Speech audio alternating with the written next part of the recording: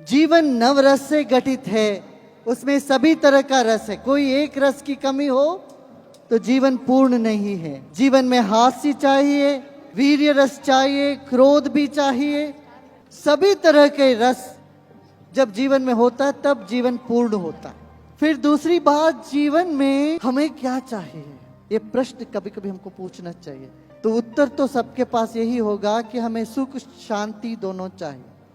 शांति, सुख, समृद्धि, ये सब चाहिए। धन के पीछे क्यों भागते हैं लोग? ताकि उससे हमको लगता है इससे मैं सुख से रह पाऊंगा, शांति से रह पाऊं। मगर वह धन सुख शांति ना दे करके गले के फांसी बन जाए, फिर भी उसको पकड़ के रखना बेवकूफी। जीवन का सत्य को हमें समझना आवश्यक है। यही मैं कहूंगा, जीवन एक कला है। हाँ, जीवन में हमें पूर्णता पाना हो तो आपको 5 दिन मुझे देना पड़ेगा। एक दिन तो आपको पागल खाने में बिताना पड़ेगा। मैं बताऊंगा क्यों। एक दिन आपको बिताना पड़ेगा जेल में, एक दिन आपको बिताना पड़ेगा अस्पताल में, एक दिन खेती में और एक दिन स्कूल में। ये 5 दिन आप अपने जीवन में पूरी तरह से बिताओगे, आपका जो व्यक्तित्व है ना वो खिल जाएगा। एक दिन जो आप खेत में बिताओगे तब आपको पता चलेगा किसान वहां कितना मजदूर कर रहा है, कितना परिश्रम करके आपका पेट भरने के लिए काम कर रहा है। किसान के प्रति आपके दिल में आभारी प्रेम स्नेह उदय हो जाएगा और प्रकृति की तरफ आपका स्नेह बढ़ेगा। आज पर्यावरण को हम इतना दूषित कर रहे हैं, इसका कोई अंत होना चाहिए। इसको बखान नहीं कर सकते, उतना हम पर्यावरण को दूषित कर रहे हैं। जल, थल, वायु, अग्नि, सब तरह से हम प्रदूषण फैला रहे हैं। एक दिन आप सुबह 6 बजे से शाम को 6 बजे तक किसी गांव में चले जाओ, किसान के साथ लग जाओ। जब बीज बो रहा हो या फसल काट रहा हो, किसी भी मौसम, कोई फर्क नहीं, एक दिन आप किसान के साथ बिताओ, गांव में बिताओ, हॉर्टिकल्चरलिस्ट के साथ बिताओ। आपके जीवन में एक खूबी आ जाएगी, पर्यावरण के प्रति हम संवेदनशील हो जाएंगे। और एक दिन स्कूल में बिताना चाहिए, बच्चों के साथ बच्चे बन के रहो। आधा दिन तो बच्चे बन के रहो, आधा दिन मास्टर बन के दिखाओ। आप किसी ना किसी के गुरु कभी जब तक आप नहीं बनोगे तब तक आपके जीवन में वो प्रेम नहीं होगा जिसको हम कहते हैं अनकंडीशनल, बेशर्त का प्रेम और स्नेह भाव, ममता, करुणा, ये नहीं जगेगी। इस देश में माता पिता और गुरु आचार्य हमने जीवन का आधार माना है। गुरु बिना गति नहीं, हम कहते आए हैं। क्यों? वो गुरु बेशर्त प्रेम देता है, अपना कुछ नहीं रखते हैं। बस हमारे विद्यार्थी अच्छे पढ़ के अच्छे व्यक्ति बने, अच्छे रास्ते पे चले, ये दिल में भाव होता है, इच्छा होती है। हमारे ग्रंथों में कहा है शिष्यादिच्छेद पराजयम। हर गुरु का यही इच्छा होता है, मेरे शिष्य मुझको हराए और कहीं से हार मुझे ना हो, मेरे शिष्य से मुझे हार हो।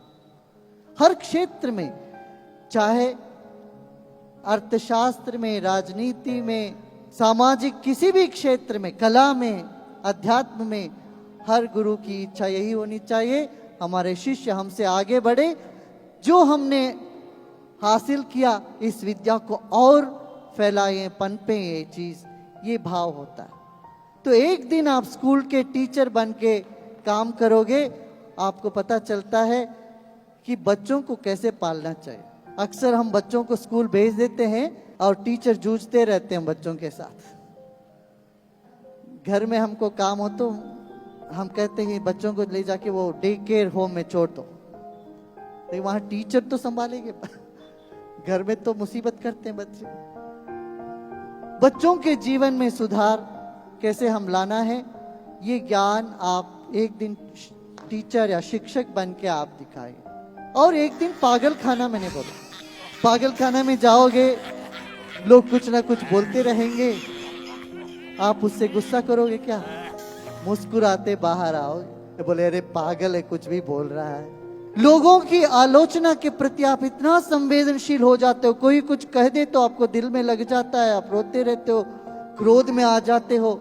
मैं सच बोल रहा हूं, मैं सच्चाई के मार्ग में चल रहा हूं, फिर भी मेरे को कोई गाली देता है। ऐसा आपके मन में क्रोध, आक्रोश, ये सब होने लगता है, ये मिट जाएगा। आप जाके देखोगे दुनिया में ऐसे ही बहुत पागल हैं सब जगह। दुनिया ही एक पागल खाना है। एक दिन तुम पागल बन के देखो, फिर तुम्हारे भीतर वो अहंकार नहीं रह जाएगा। जीवन में आप निखर जाओगे। हर परिस्थिति में मुस्कुराते मुस्कुराते आप आगे बढ़ो। इसलिए पागल खाना जाना बहुत जरूरी है, सिर्फ एक दिन के लिए। फिर एक दिन कारागृह जाना चाहिए। पता है क्यों?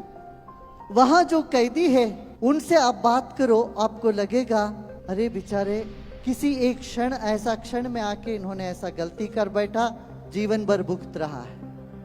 ऐसी करुणा आपके दिल में आए। जिसके जीवन में करुणा नहीं है वो मनुष्य जीवन नहीं जी रहे, ये मेरा मानना है। तो एक दिन यदि आप जेल में बात करोगे, आपको लगेगा जिनको हम अपराधी करके जेल में बंद कर दिए हैं, उनके भीतर भी एक इंसानियत है, मनुष्यत्व है।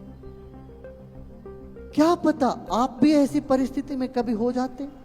भगवान की दया से आप सन्मार्ग में चल रहे हो, आपको थोड़ा बहुत काबू अपने मन पर रहा, तो आप उस स्थिति में नहीं गए। आपके मन में दया आएगी, आप समझ पाओगे एक कल्प्रिट के भीतर भी एक विक्टिम बैठा है। जो हमें उपलब्ध हुआ प्रशिक्षण, जो हमको उपलब्ध हुआ ज्ञान, वो उस व्यक्ति को नहीं मिल पाया, इसीलिए वो वैसी स्थिति में है। ये भाव आपके भीतर जागेगा तो आपके व्यक्तित्व में एक खूबी, एक सुंदरता निखर आए। एक बार जवाहरलाल नेहरू पागल खाने गए थे ऐसे देखने, तो वहां एक पागल ने पूछा, रे भाई तुम्हारा क्या नाम है? नेहरू जी से पूछे। तो उन्होंने कहा मैं जवाहरलाल नेहरू हूं। वो पागल जोर से हंसने लगा। जोर से मत बोलना, मैं भी ऐसे बोल के यहाँ आ गया अंदर। आ जाओ, तुमको भी अंदर कर देंगे यार लोग। ये जानते नहीं मैं खुद जवाहरलाल नेहरू। मैं कहूँगा ये अनुभव जो है हर व्यक्ति के जीवन में, जब अलग अलग लोगों से हम संपर्क करते हैं, उन सब के बीच में रह कर के हम अपने आप को जान पाते हैं। मैं कौन हूँ? ये प्रश्न हमारे मन में उठना चाहिए। मैं कहाँ से आया हूँ? मेरा स्रोत क्या है? मेरा उद्देश्य क्या है? ये दो प्रश्न हमारे मन में यदि जाग जाए, हमारे जीवन में से विकार सारे अपने आप दूर हो जाएंगे। शुद्ध हृदय हो जाएगा, एकदम दिल साफ हो जाएगा। दिल साफ होते ही हमारा कृत्य सब साफ होने लगेगा। पर आज मैं एक और चीज बताना चाहता हूँ। आज ही सुबह मैं किसानों के साथ था, हजारों किसान आए थे। उनको रसायन मुक्त खेती के बारे में हम लोग बात कर रहे थे। एक किसान अक्सर 1 एकड़ जमीन में मुश्किल से 30,000 रुपये उसको कमाई होती थी। अब उसमें कुछ जब हम ऋषि कृषि में गए, रसायन मुक्त खेती करने लगे, तो उनकी जो आमदनी जो है ना 30-40 हजार से बढ़ करके 3-4 लाख बढ़ गया। हमेशा हम नेगेटिव न्यूज़ ही सुनते आते हैं, जहां भी देखो यहाँ भ्रष्टाचार है, वहां दंगा है, फसाद है, ये ठीक नहीं, वो ठीक नहीं। ये सुन सुन के थक गए। आज एक रिफ्रेशिंग न्यूज़ ये मुझे मिला कि हमारे किसानों के बीच में कुछ ऐसे किसान आगे बढ़े जिन्होंने अपनी आमदनी को 10 गुना बढ़ाया। मैं आपको एक सीताफल दिखाऊंगा अभी। आपने कभी देखा सीताफल इतना बड़ा? बिना किसी केमिकल का, फर्टिलाइजर का कुछ भी नहीं डाला है, और ऋषि कृषि खेती करके ये देखो कितना बड़ा। ऐसा सीताफल देखा क्या कहीं? मैंने तो नहीं देखा, पहली बार देख रहा हूं मैं। ये किसान जो सिर्फ 30,000 रुपया कमाता था, अब ये 1 साल के अंदर इसकी आमदनी 4 लाख हो गई। ऐसे ही डॉक्टर माधवपोल ने कुछ एक्सपेरिमेंट करी और कुछ लोगों ने गन्ना उगाया। 5 गुना अधिक वेट वाला गन्ना, इतना अधिक फसल अच्छी हुई है। और जहां जहां पानी नहीं था, बहुत अकाल पड़ा हुआ, जब वहां लोग सब मिलकर के सामूहिक ध्यान किए, मंत्रों का उच्चारण करते रहे, बारिश भी होने लगी। गीता में भगवान ने कहा है यज्ञात भवति पर्जन्य, पर्जन्याद अन्न संभवा। भगवान कृष्ण ने गीता में जो बात कही है ये बिल्कुल सत्य है, आज भी सत्य है, वो प्रमाणिक सिद्ध होता है। अभी हम सब लोग बैठे हैं यहाँ, कीर्तन करेंगे, ध्यान करेंगे, ये यज्ञ हो जाता है। यज्ञ माने सिर्फ हवन करना ही यज्ञ नहीं है, ज्ञान यज्ञ भी है, ध्यान यज्ञ भी है, कीर्तन भी यज्ञ है। जब समूह में सब लोग बैठ के करते हैं उसका असर बहुत पड़ता है।